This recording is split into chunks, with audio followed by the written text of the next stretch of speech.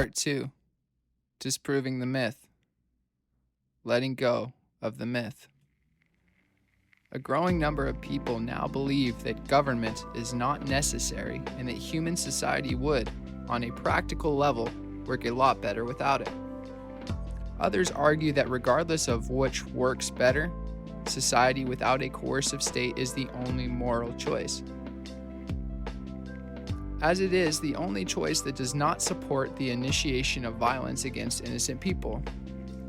While such arguments are both valid and worthwhile, there is actually a more fundamental point that renders such discussions moot. Authority, whether moral or not, and whether it works or not, cannot exist.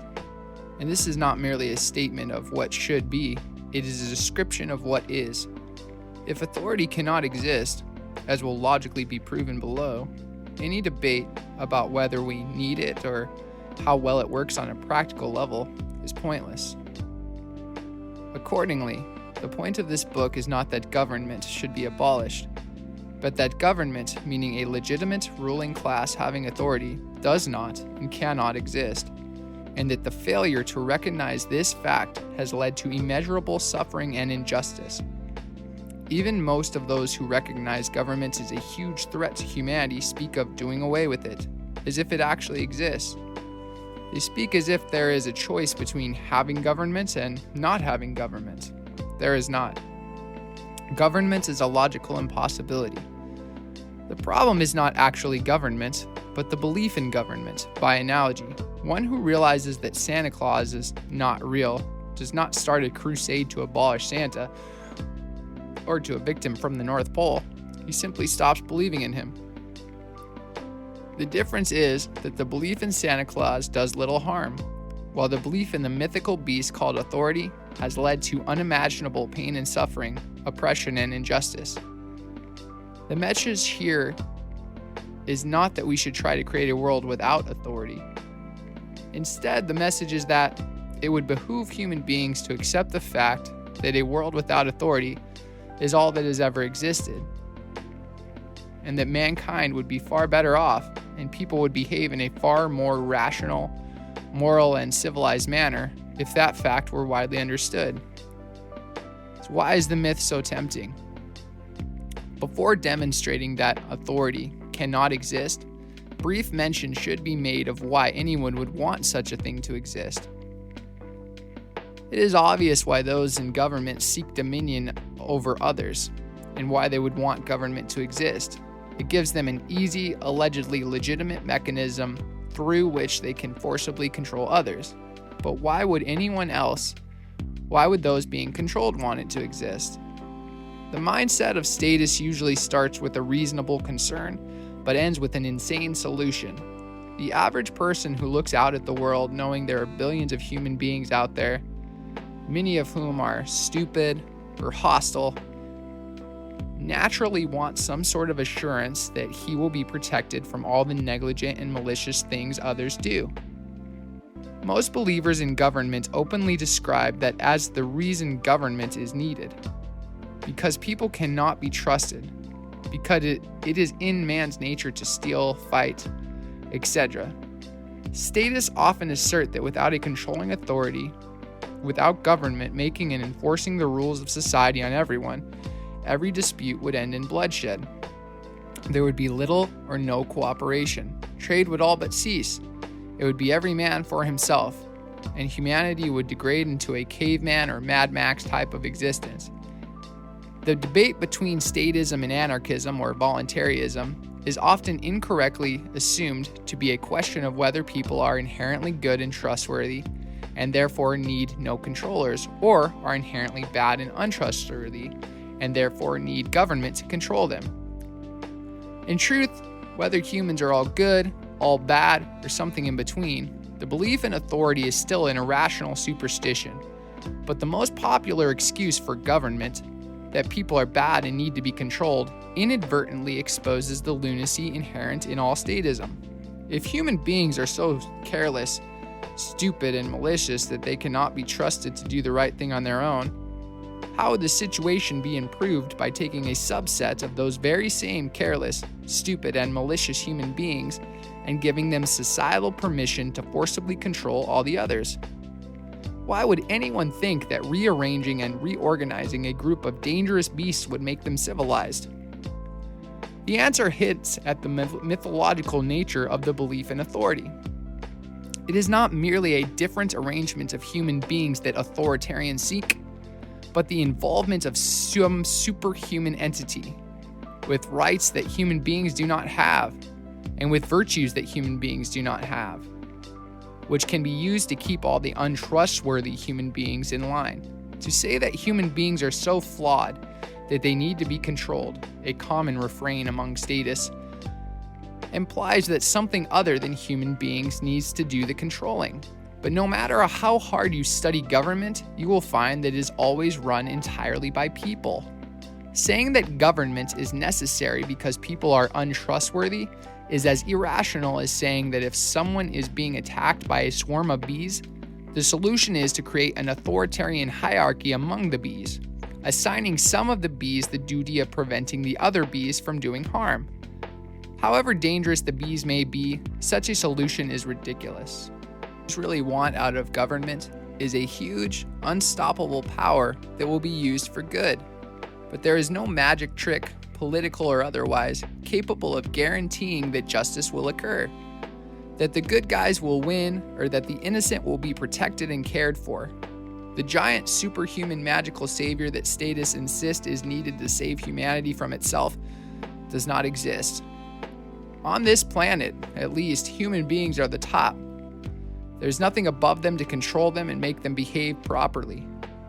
And hallucinating such a superhuman entity does not make it real, nor does it help the solution. The religion of government. Government is neither a scientific concept nor a rational sociological construct, nor is it a logical, practical method of human organization and cooperation. The belief in government is not based on reason. It is based on faith. In truth, the belief in government is a religion, made up of a set of dogmatic teachings, irrational doctrines which fly in the face of both evidence and logic, and which are methodologically memorized and repeated by the faithful.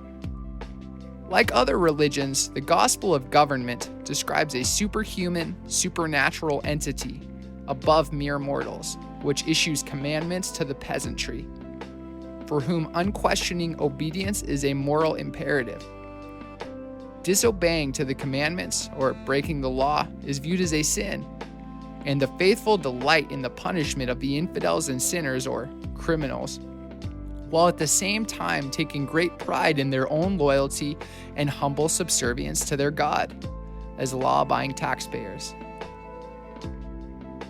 And while the mortals may humbly beg their Lord for favors and for permission to do certain things, it is considered blasphemous and outrageous for one of the lowly peasants to imagine himself to be fit to decide which of the government god's laws he should follow and which it is okay for him to ignore.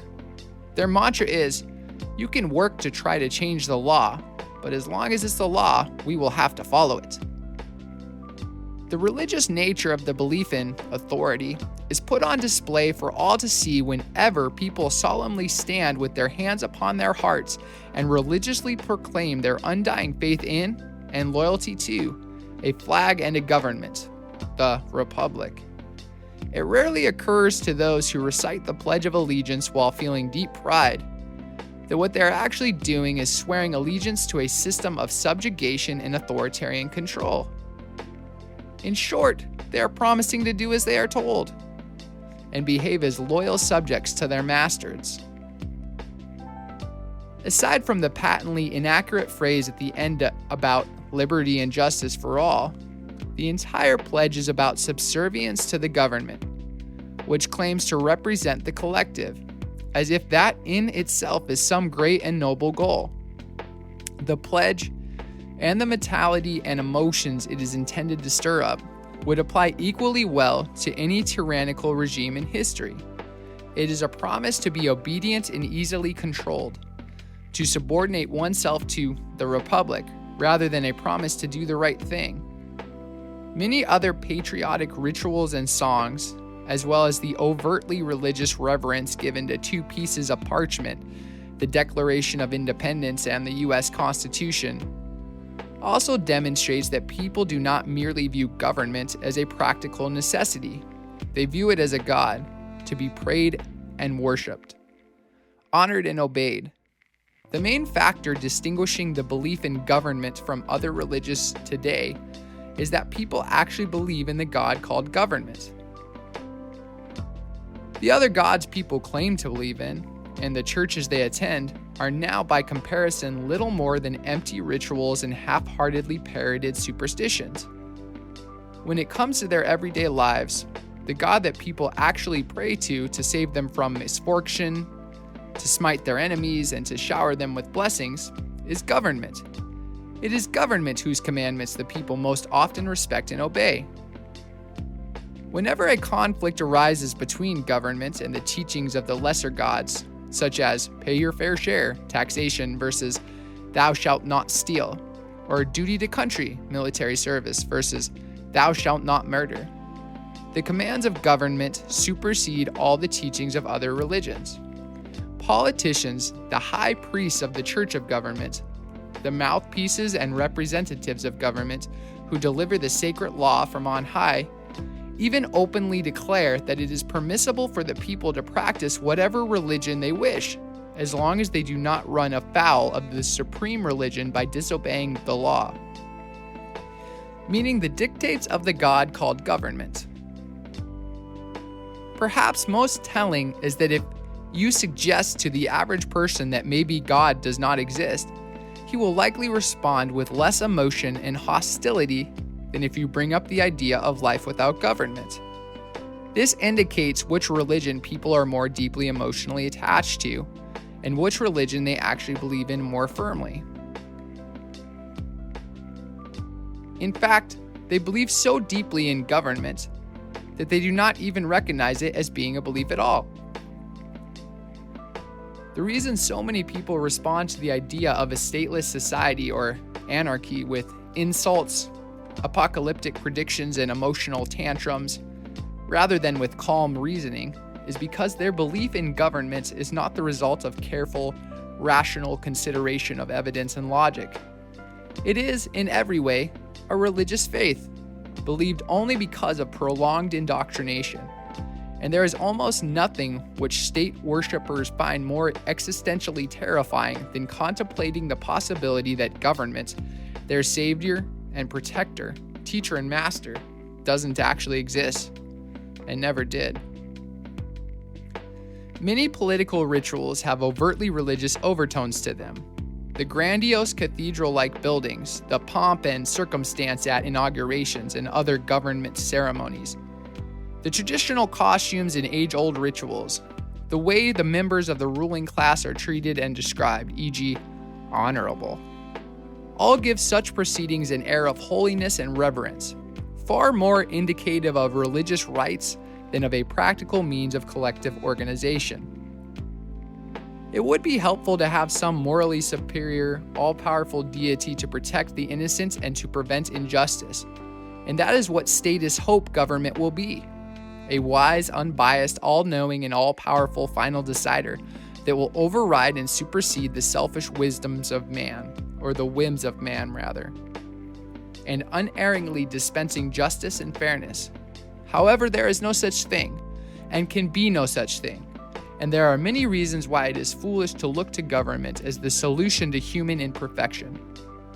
People may say they want government to enforce objective rules of civilized behavior, but what each statist really wants is to have his own idea of justice and morality enforced by authority.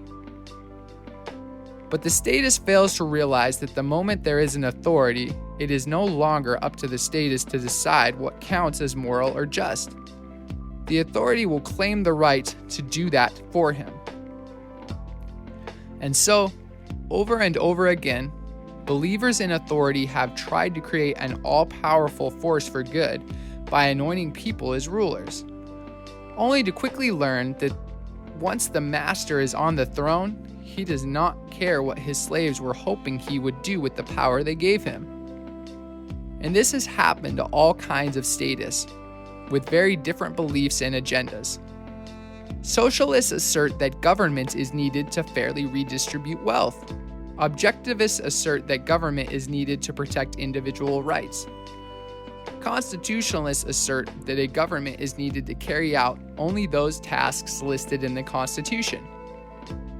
Believers in democracy assert that government is needed to carry out the will of the majority. Many Christians assert that government is needed to enforce God's laws, and so on. And in every case, the people end up disappointed, because the authority always changes the plan in order to serve the interests of the people in power. Once a set of rulers are in charge, what the masses had intended for them to do with their power does not matter. This fact has been demonstrated by every government in history. Once the people create a master, the people by definition are no longer in charge. To expect otherwise, even without all the historical examples, is absurd. To expect the master to serve the slave, to expect power to be used solely for the benefit of the one being controlled, not the one in control, is ridiculous. What makes it even more insane is that statists claim that appointing rulers is the only way to overcome the imperfections and untrustworthiness of man. Statists look out at the world full of strangers who have questionable motives and dubious morality, and they are afraid of what some of those people might do. That, in and of itself, is a perfectly reasonable concern. But then, as protection against what some of those people might do, the statists advocate giving some of those same people of questionable virtue a huge amount of power and societal permission to rule over everyone else, in the vain hope that by some miracle, those people will happen to decide to use their newfound power only for good. In other words, the statist looks at his fellow man and thinks, I do not trust you to be my neighbor, but I do trust you to be my master. Bizarrely, almost every statist admits that politicians are more dishonest, corrupt, conniving, and selfish than most people, but still insists that civilization can exist only if those particularly untrustworthy people are given both the power and the right to forcibly control everyone else. Believers in government truly believe that the only thing that can keep them safe from the flaws of human nature is taking some of those same flawed humans, some of the most flawed in fact, and appointing them as gods, with the right to dominate all of mankind.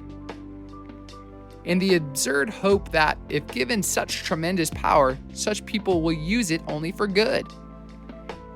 And the fact that this has never happened in the history of the world does not stop statists from insisting that it needs to happen to ensure peaceful civilization. Author's personal note. I say all of this as a former devout statist, who for most of my life not only accepted the self-contradictory and delusional rationalizations underlying the myth of government, but vehemently spread the mythology myself. I did not escape my own authoritarian indoctrination quickly or comfortably, but let go of the superstition slowly and reluctantly, with much intellectual kicking and screaming along the way. I mention this only so that it may be understood that when I refer to the belief in authority as utterly irrational and insane, I am attacking my own prior beliefs as much as anyone else's. Another way to look at it is that statists worry that different people have different beliefs, different viewpoints, different standards of morality. They express concerns such as, what if there is no government and someone thinks it's okay to kill me and steal my stuff? Yes, if there are conflicting views, as there always have been and always will be, they can lead to conflict. The authoritarian solution is that instead of everyone deciding for himself what is right and what he should do, there should be a central authority that will make one set of rules that will be enforced on everyone. Statists obviously hope that the authority will issue and enforce the right rules, but they never explain how or why this would happen. Since the edicts of governments are written by mere human beings, usually exceptionally power-hungry, corrupt human beings, why should anyone expect their rules to be better than the rules each individual would choose for himself? The belief in government does not make everyone agree, It only creates an opportunity to drastically escalate personal disagreements into large-scale wars and mass oppression. Nor does having an authority settling a dispute do anything to guarantee that the right side wins. Yet statists talk as if government will be fair, reasonable, and rational in situations where individuals would not be. Again, this demonstrates that believers in government imagine authority to have superhuman virtues that should be trusted above the virtues of mere mortals. History shows otherwise. A twisted sense of morality in one person or a view can result in the murder of one person, or even dozens.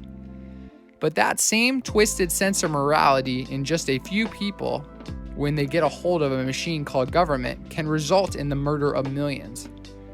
The statist wants his idea of the good rules forced on everyone by a central authority, but has no way to make that happen and no reason to expect that it will happen.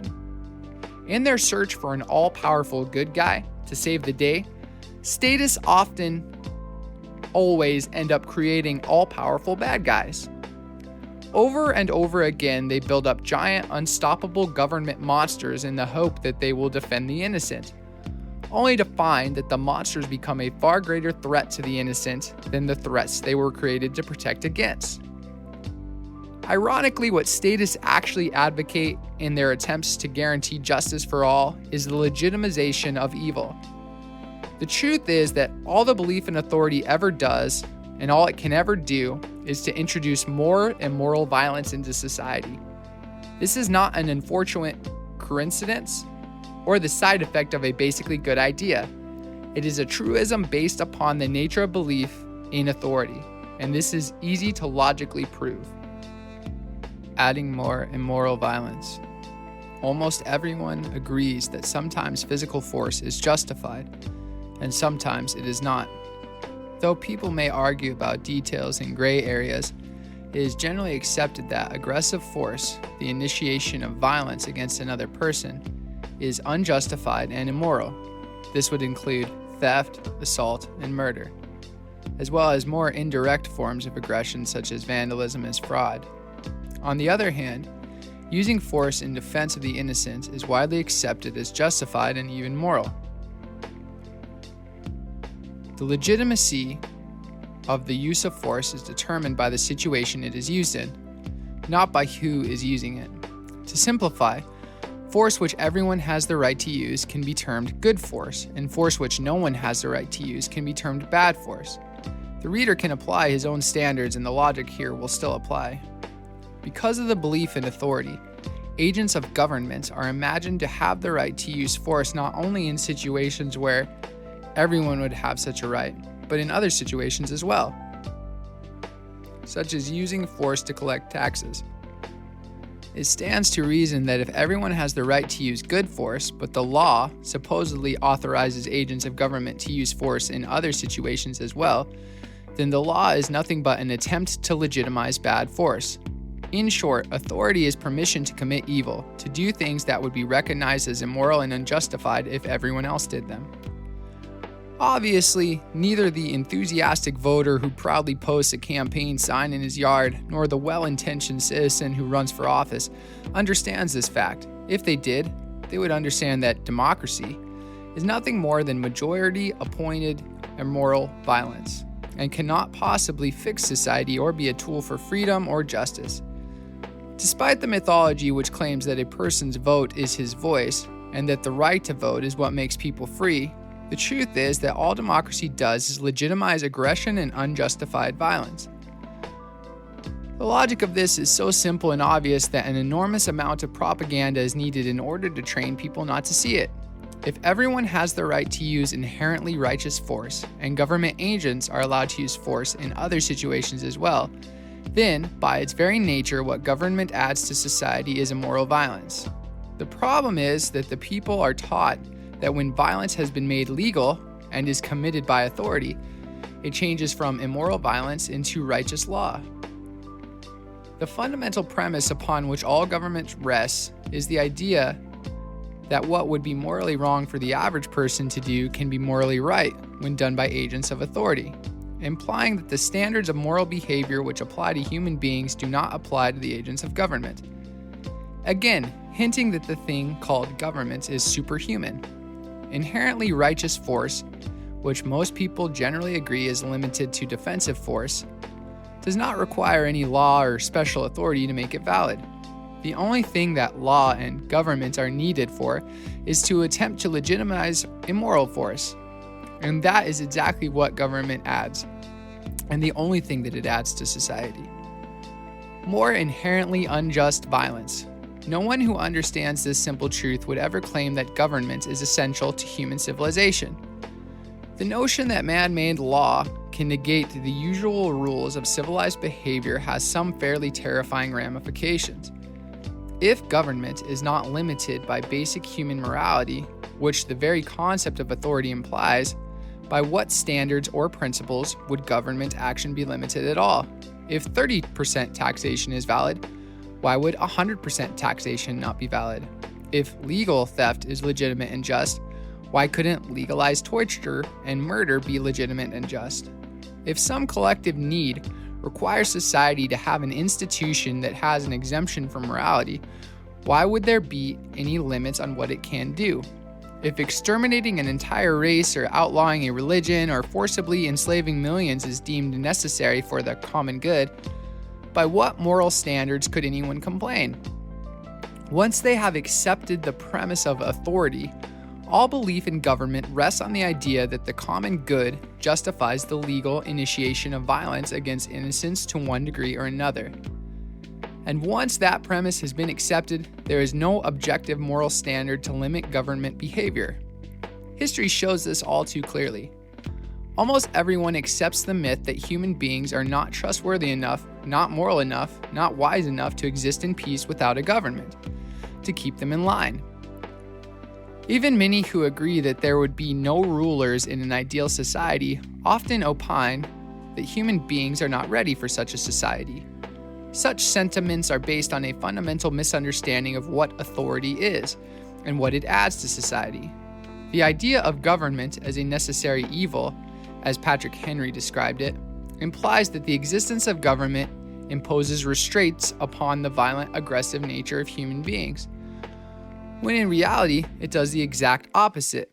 The belief in authority legitimizes and legalizes aggression. Regardless of how foolish or wise human beings are, or how malicious or virtuous they might be, to say that human beings are not ready for a stateless society or cannot be trusted to exist without having an authority that they bow to, is to say that peaceful civilization can exist only if there is a huge, powerful machine that introduces an enormous amount of immoral violence into society. Of course, statists do not recognize the violence as immoral, because to them, it is not mere mortals committing the violence, but representatives of the deity known as government. And deities have the right to do things that mortals do not. When described in accurate literal terms, this nearly universally held belief that it is necessary to introduce immoral violence into society in order to prevent people from committing immoral violence is exposed as the patently absurd myth that it is. But everyone who believes in the myth of government has to believe exactly that. They do not believe it as a result of rational thought and logic. They accept it as an article of faith, because it is part of the unquestionable doctrine of the Church of Government. Who gave them the right? There are several ways to demonstrate that the mythology the public is taught about governments is self-contradictory and irrational. One of the simplest ways is to ask the question, how does someone acquire the right to rule another? The old superstitions asserted that certain people were specifically ordained by God or a group of gods to rule over others. Various legends tell of supernatural events, the Lady of the Lake, the Sword in the Stone, etc., that determined who would have the right to rule over others. Thankfully, humanity has, for the most part, outgrown these silly superstitions. Unfortunately, they have been replaced by new superstitions that are even less rational. At least the old myths attributed to some higher power the tasks of appointing certain people as rulers over others, something a deity could at least theoretically do. The new jurisdictions for authority, however, claim to accomplish the same amazing feat without supernatural assistance. In short, despite all of the complex rituals and convoluted rationalizations, all modern belief in government rests on the notion that mere mortals can, through certain political procedures, bestow upon some people various rights which none of the people possess to begin with. The inherent lunacy of such a notion should be obvious. There is no ritual or document through which any group of people can delegate to someone else a right which no one in the group possesses. And that self-evident truth, all by itself, demolishes any possibility of legitimate government. The average person believes that government has the right to do things that the average individual does not have the right to do. The obvious question then is, how and from whom did those in government acquire such rights? For example, whether you call it theft or taxation, how did those in government acquire the right to forcibly take property from those who have earned it? No voter has such right.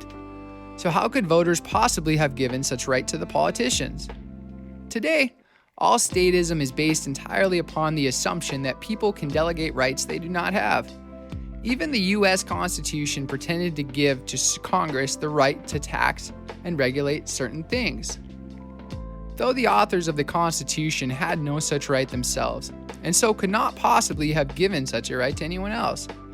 Because each person has the right to rule himself, as schizophrenic as that idea may be, he can, at least in theory, authorize someone else to do it. But a right he does not possess, and therefore cannot delegate to anyone else, is the right to rule someone else. And if government ruled only those individuals who had each willingly delegated their right to rule themselves, it would not be a government. And the number of people involved does not affect the logic. To claim that a majority can bestow upon someone a right which none of the individuals in that majority possess is just as irrational as claiming that 3 people, none of whom has a car or money to buy a car, can give a car to someone else. To put it in the simplest terms, you can't give someone something you don't have.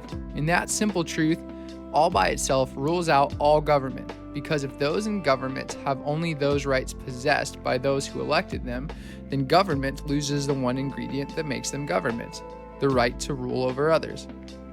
Authority, if it has the same rights and powers as everyone else, there is no reason to call it government. If the politicians have no more rights than you have, all of their demands and commands, all of their political rituals, law, books, courts, and so on, amount to nothing more than the symptoms of a profound delusional psychosis. Nothing they can do can have any legitimacy, any more than if you did the same things on your own. Unless they somehow acquired rights that you do not have, and that is impossible, since no one on earth and no group of people on earth could possibly have given them any such superhuman rights. No political ritual can alter morality. No election can make an evil act into a good act. If it is bad for you to do something, then it is bad for those in government to do it. And if the same morality that applies to you also applies to those in government, if those in public office have no more rights than you do, then government ceases to be government. If judged by the same standards as other mortals are judged, those wearing the label of government are just a gang of thugs, terrorists, thieves, and murderers. And their actions lack any legitimacy or authority. They are nothing but a band of crooks who insist that various documents and rituals have given them the right to be crooks. Sadly, even most of their victims believe them, altering morality. The concept of authority depends upon the concepts of right and wrong, i.e., morality. Having authority does not merely mean having the ability to forcibly control other people, something possessed by countless thugs, thieves, and gangs who are not referred to as authority. It means having the right to control other people, which implies that those being controlled have a moral obligation to obey, not just to avoid punishment, but also because such obedience, being law-abiding, is morally good, and disobedience, breaking the law, is morally bad. Thus, for there to be such a thing as authority, there must be such a thing as right and wrong. How one defines right and wrong, or what one believes to be the source of morality, does not particularly matter for the purposes of this discussion. use your own definitions and the logic will still apply. While the concept of authority requires the existence of right and wrong, it is also ruled out entirely by the existence of right and wrong. A simple analogy will prove that seemingly odd claim. Mathematics are an objective, unchanging part of reality. If you add 2 apples to 2 apples, you will have 4 apples. Those who study mathematics seek to understand more about reality, to learn about what already is. One who entered the field of math with the stated goal of altering the laws of mathematics would be seen as insane, and rightfully so. Imagine how absurd it would be for some math professor to proclaim, "I hereby decree that henceforth 2 plus 2 shall equal 5. Yet such lunacy is what occurs every time politicians enact legislation. They are not merely observing the world and trying to best determine what is right and what is wrong, something every individual should and must do for himself. No, they are claiming to be altering morality by issuing some new decree. In other words, like the insane math professor who thinks he can, by mere declaration, make 2 plus 2 equal 5, the politicians speak and act as if they have the source of morality in their back pocket, as if they have the power to make up, via legislation, what is right and what is wrong, as if an act can become bad simply because they declared it to be illegal. Whether the issue is math, morality, or anything else, there is a huge difference between trying to determine what is true and trying to dictate what is true. The former is useful and the latter is insane. The latter is what those in government pretend to do every day in their legislation. The politicians do not merely express how they think people should behave based upon universal standards of morality. Anyone has the right to say, "I think doing this thing is bad and doing that thing is good." But no one would call such opinions laws. Instead, the message from politicians is, "We are making that thing bad and making this thing good." In short, every legislator suffers from a profoundly delusional God complex, which leads him to believe that, via political rituals, he actually has the power, along with his fellow legislators, to change right and wrong by mere decree. Mortals cannot alter morality any more than they can alter the laws of mathematics. Their understanding of something may change, but they cannot by decree change the nature of the universe, one sane attempt to. Yet that is what every new law passed by politicians pretends to be, a change in what constitutes moral behavior. And as absurd as that notion is, it is a necessary element to the belief in government. The idea that the masses are morally obligated to obey the lawmakers, that disobeying or breaking the law is morally wrong, not because the politician's command happens to match the objective rules of morality, but because their commands dictate and determine what is moral and what is not. Understanding the simple fact that mere mortals cannot make good into evil or evil into good, all by itself, makes the myth of government disintegrate. Anyone who fully understands that one simple truth cannot continue to believe in government, because if the politicians lack such a supernatural power, their commands carry no inherent legitimacy, and they cease to be authority. Unless good is whatever the politicians say it is, unless right and wrong actually come from the whims of the politician, or gods, then no one can have any moral obligation to respect or obey the commands of the politicians, and their laws become utterly invalid and irrelevant. In short, if there is such a thing as right and wrong at all, however you wish to define those terms, then the laws of government are always illegitimate and worthless. Every person is, by definition, morally obligated to do what he feels is right. If a law tells him to do otherwise, that law is inherently illegitimate and should be disobeyed. And if a law happens to coincide with what is right, the law is simply irrelevant. The reason, for example, to refrain from committing murder is because murder is inherently wrong. Whether or not some politicians enacted legislation declaring murder to be wrong, whether or not they outlawed it, has no effect whatsoever on morality of the act. Legislation, no matter what it says, is never the reason that something is good or bad. As a result, even laws prohibiting evil acts such as assault, murder, and theft are illegitimate. While people should not commit such acts, it is because the acts themselves are intrinsically evil, not because man-made laws say they are wrong. And if there is no obligation to obey the laws of the politicians, then, by definition, they have no authority. Returning to the math professor analogy, if the professor authoritatively declared that by his mere decree he was going to make 2 + 2 = 5, any sane individual would view that decree as incorrect and delusional. If, on the other hand, the professor declared that he was going to make 2 + 2 = 4, such a declaration would still be silly and pointless even though 2 + 2 does indeed equal 4. The professor's declaration is not the reason it equals 4. Either way, the professor's declaration would and should have no effect on people's ability to add 2 to 2. And so it is with the laws of politicians. Whether or not they actually coincide with objective right and wrong, they never have authority because they never are the source of right and wrong. They never create an obligation for anyone to behave a certain way, and so should have no bearing on what any individual judges to be moral or immoral. Consider the example of narcotics laws to believe that it is bad to use violence against someone for having a beer, which is legal, but good for law enforcers to use violence against someone smoking pot, because it is illegal. Logically implies that politicians actually have the ability to alter morality. To take 2 essentially identical behaviors and make one into an immoral act that even justifies violent retribution.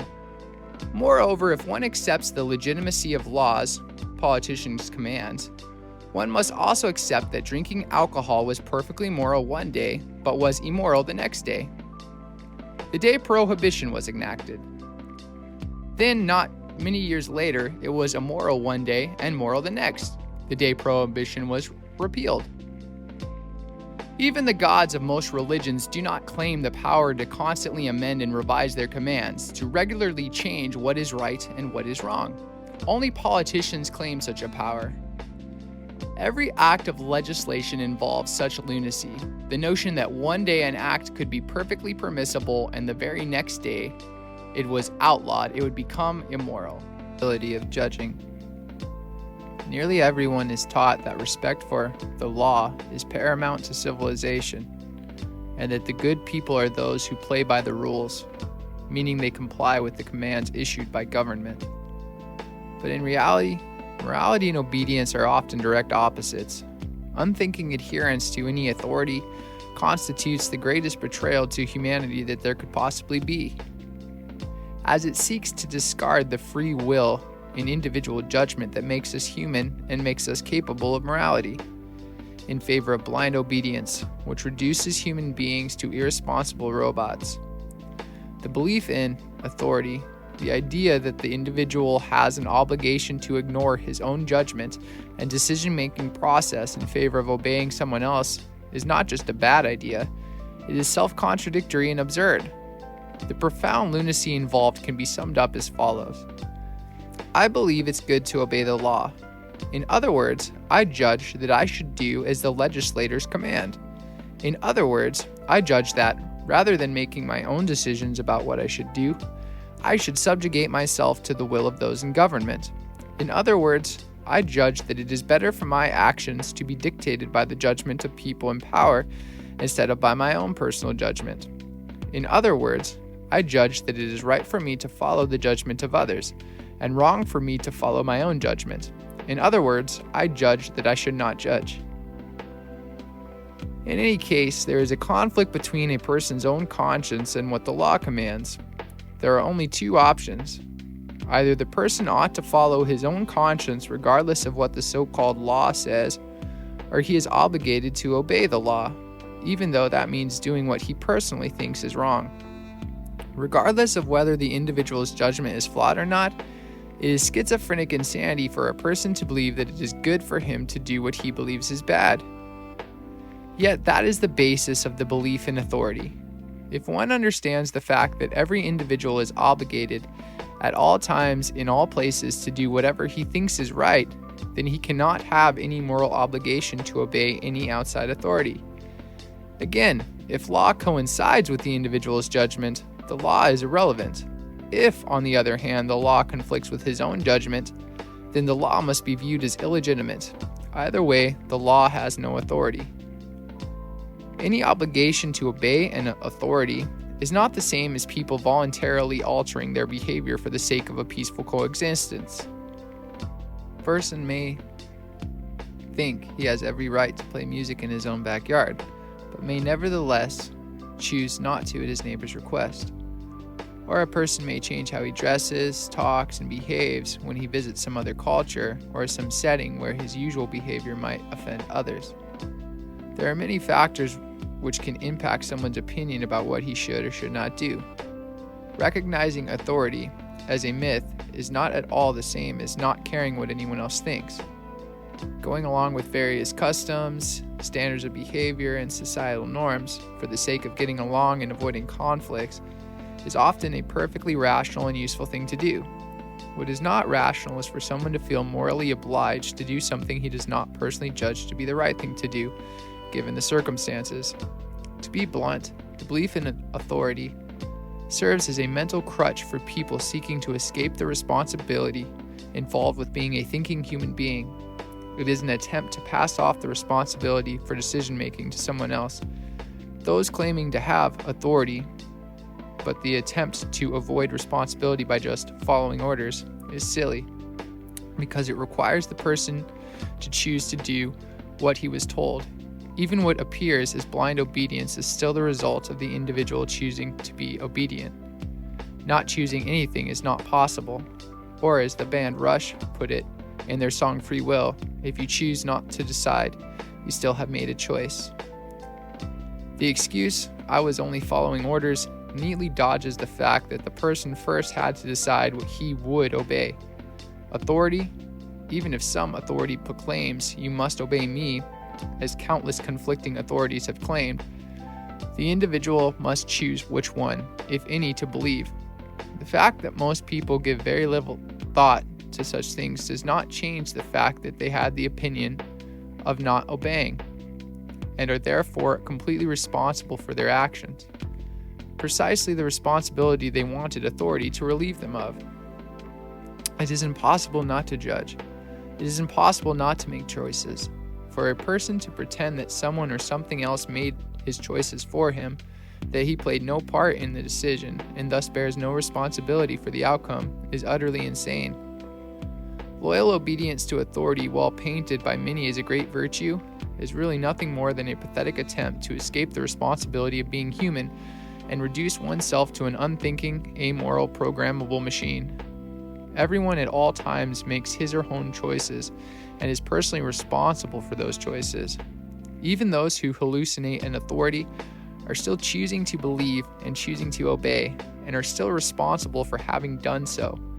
Authority is merely a delusion whereby people imagine that it is possible to avoid responsibility by merely doing what they were told, or to express it in a more personal way. Your actions are always determined entirely by your own judgment and your own choices. To try to attribute your behavior to some outside force such as authority is cowardly and dishonest. You made the choice. You are responsible. Even if you just stupidly obeyed some self-proclaimed authority, you decided to do that. The claim that there is something outside of yourself making your choices for you, the claim that you had no choice, that you had to obey authority, is a cowardly lie. There is no shortcut to determining truth about morality or anything else. All too often, the basis of people's belief system boils down to this: to know what is true, all I have to do is ask my infallible authority, and I know my authority is always right, because it tells me that it is always right. Of course, countless competing contradictory authorities will always exist, and each will declare itself to be a source of truth. It is therefore not merely a good idea for people to judge for themselves what is true and what is not. It is completely unavoidable. For those who consider it a great virtue to have a belief system, political, religious, or otherwise, based upon faith, fail to realize that only an individual can decide what to have faith in. Whether he wants to admit it or not, he is always the ultimate decider. He always uses his own judgment to decide what to believe and what to do.